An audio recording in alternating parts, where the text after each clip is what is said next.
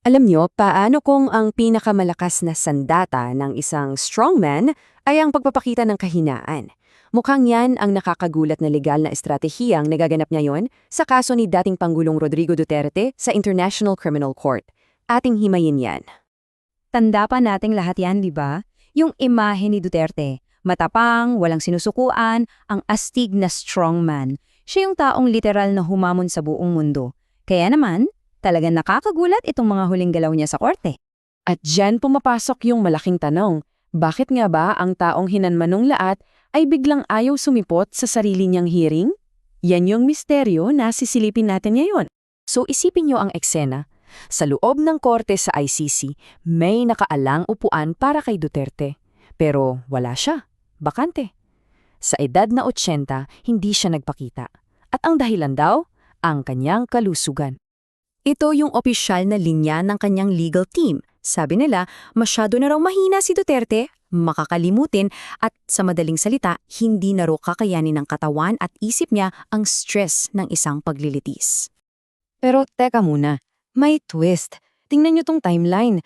Noong January 26, bago pa man siya tumanggi na umattend, may ruling na ang korte na siya ay mentally fit para sa paglilitis. So, medyo nagiging komplikado ang kwento, di ba? Okay, dito na tayo sa pinakapuso ng usapan, yung medical evidence. Kasi hindi lang simpleng panghihina ng katawan ang nakita ng mga doktor. Meron pa silang napansin. At ito yung medyo game changer. Underperformance. Yan yung clinical term na ginamit nila.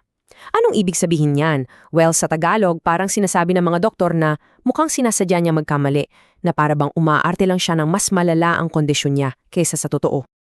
At para mas malinaw, ito yung mismong sinabi ng panel. Tinawag nila si Duterte na isal unreliable historian ng sarili niyang kalusugan. Wow! Sobrang kanilang sinabi na, alam nyo, hindi kami naniniwala sa mga sinasabi niya tungkol sa health niya. Paano nila napatunayan to? Simple lang, ginamit nila ang coin-in-hand test. Sobrang basic nito na kahit yung mga taong may malubhang demensya, karaniwang na ipapasa pa rin ito. At ang resulta, nakukuha si Duterte ng score na mas mababa pa sa 50%.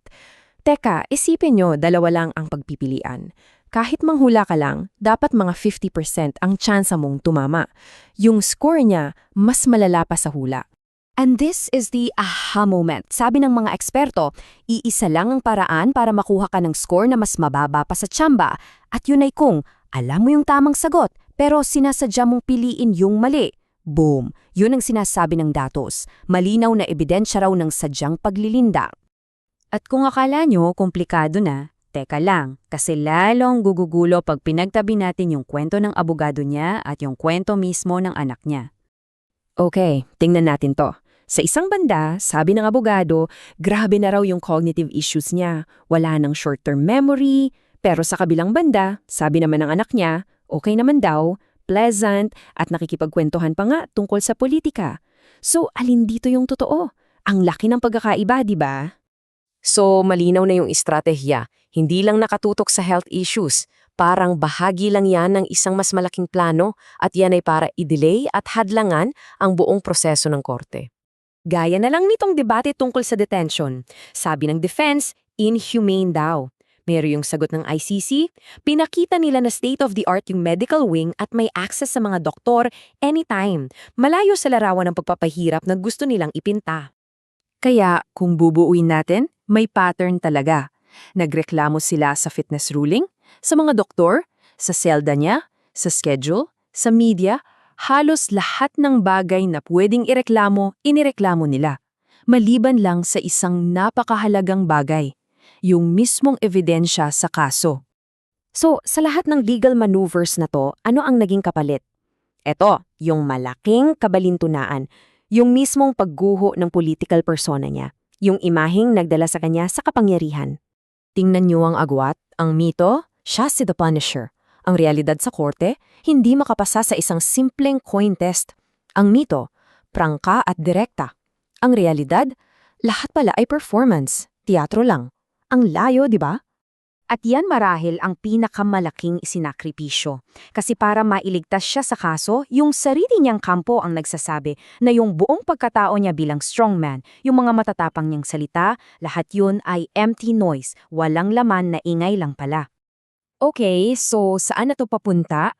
Papalapit na tayo sa desisyon ng korte at napakalaki ng nakataya dito para sa lahat ng panig. Simula February 27, 2026, mayroong 60 araw ang mga hukom para maglabas ng kanilang desisyon. So the clock is ticking, nagbibilang na ang orasan. Dalawa lang ang pwedeng mangyari. Kung sasabihin ng korte na tuloy ang kaso, si Duterte ay magiging accused na at haharap na siya sa isang full trial. Pero kung sabihin naman nilang dismissed, edi tapos ang kaso, isang malaking panalo para sa defense.